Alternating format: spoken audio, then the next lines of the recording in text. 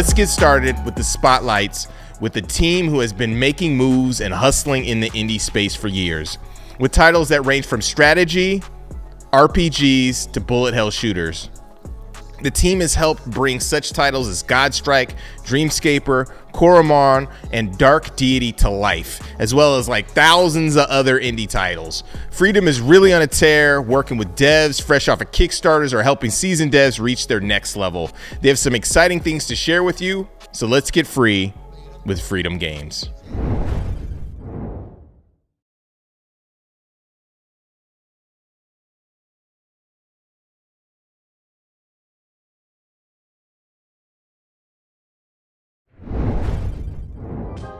What's up, my good people? My name is Destiny, and I'm one of the marketing managers at Freedom Games. We have put together an incredible showcase for you guys today. We have some gameplay, we have some trailers, we have some interviews, and I am excited to share this with you.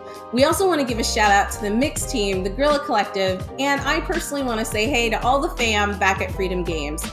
This is going to be incredible. It's going to knock your socks off. So sit back, relax, and enjoy the show.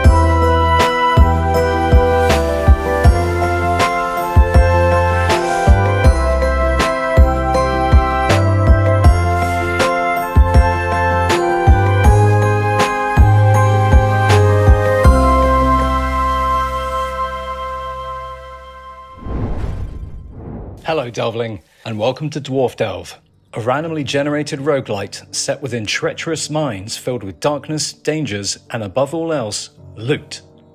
As a newly recruited dwarf in training, your essential duties will see you scouring the deepest, darkest mines for anything of value.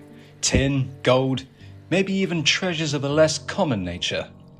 Stepping into the boots of a new Delvling can be tricky. Luckily, each time you risk your beard for loot and make it out alive, you can spend your ill-gotten gains on plenty of new tools and equipment upgrades. Assuming you make it back alive, you can use your new resources to upgrade every element of your gear, or even construct entirely new support items. You can also exchange loot for skill points, increasing how hard you can hit, how far you can throw, and how much you can carry. Between your adventures, you'll be able to relax in your quarters. Upgrade your living quarters with a huge array of wallpapers, rugs, carpets, paintings, even new cushions. Here, you can refine ores into crafting materials, purchase new furnishings for your home, and even do a spot of cooking. You might even find special edible ingredients, giving you special perks when you cook them into fully prepared meals. In the future, unlock the workbench to unpack and build flat-packed, newly purchased item blueprints, even following the included construction guide. Build a rail and minecart network to move your loot around whilst you dig deeper for rarer treasures. But remember, it's best not to get too greedy. These mines are ancient and unstable. One wrong boot could cost you your life. Dwarf Delve was developed with a love of exploration and discovering shiny loot in mind. From sandbox titles such as Minecraft and Stardew Valley, to rogues such as Diablo and Borderlands, I wanted to include as many secrets as possible within the environment. From puzzle dungeons to obscure items that would make players come together to solve and build a sense of community. The experience is constantly evolving, and I look forward to raising up our battle mallets together very soon.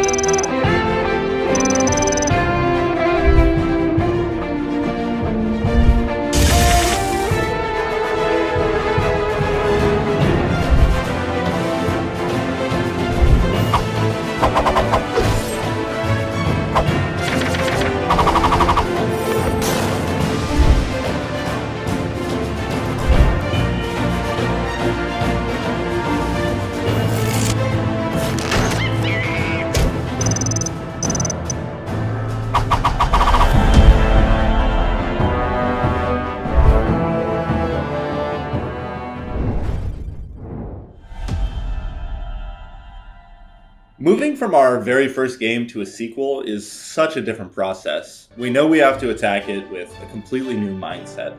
Knowing what went wrong, what went right, it allows us to approach the gameplay design in completely new ways. Having 54 player classes that really change your units, and we wanted to go even further with the classes this time. We're adding terrain effects, there's a roguelike mode, a ton of enemy classes, and completely changed progression systems from the first game, but the core of Dark Deity 2 will still be recognizable. You take a cast of characters that you can really connect with who aren't necessarily the strongest to start out, and you fight with them, you customize them, you make them your own, until they're incredibly powerful, and you've gone suddenly from fighting a couple bandits to calling down meteors.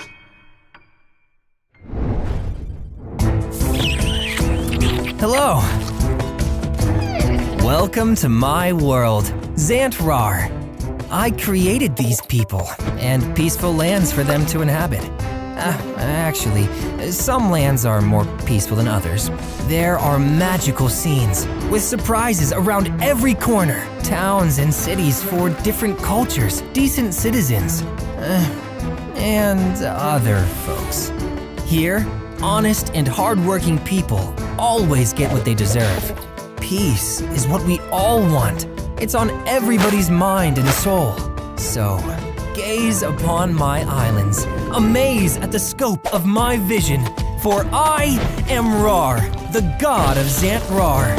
And I say, oh, please help me, please.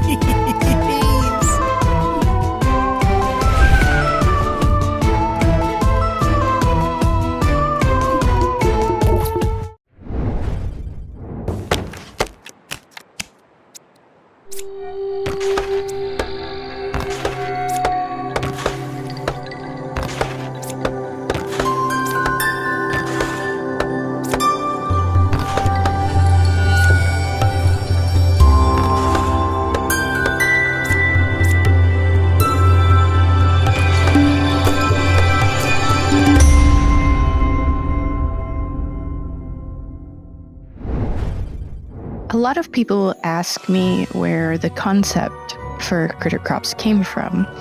And like many games, I tell them that Critter Crops started as a college project. Then from there, after I chose to share it with the world, it became something more. And I decided that I would try my best to incorporate my favorite pieces of video games into a cozy experience. And that became pretty challenging when I started bringing in the core elements of the game, like RPG elements, class choosing, combat even, was a pretty bold choice to include in a cozy game.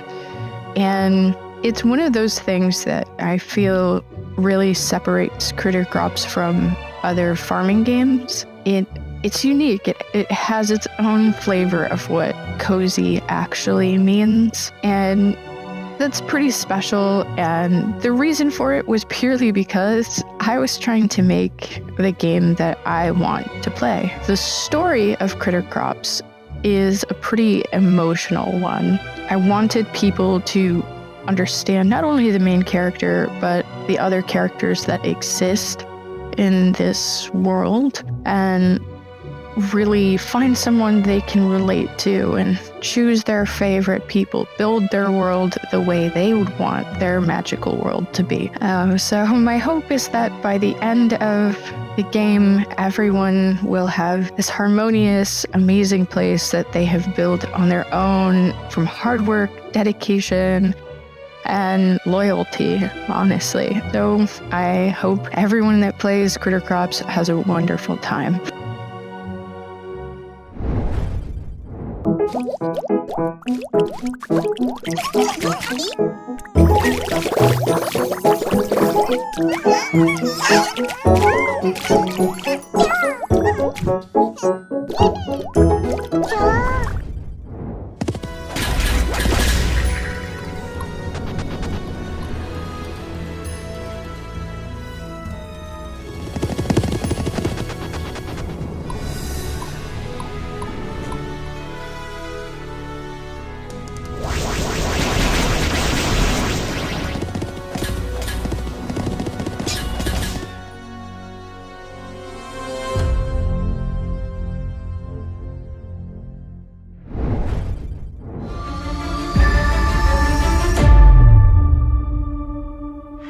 Blink of an eye, everything was forever changed.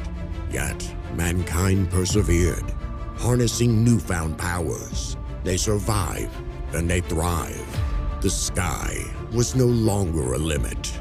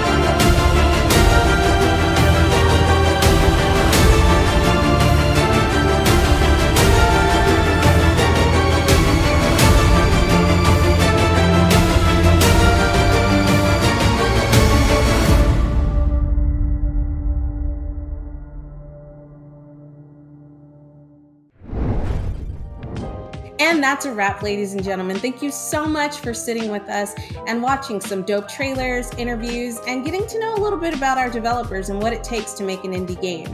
Again, I want to give a shout out to the Guerrilla Collective, the Mix team, all of my fam at Freedom for taking the time out to put this together, because it has been an amazing spotlight segment.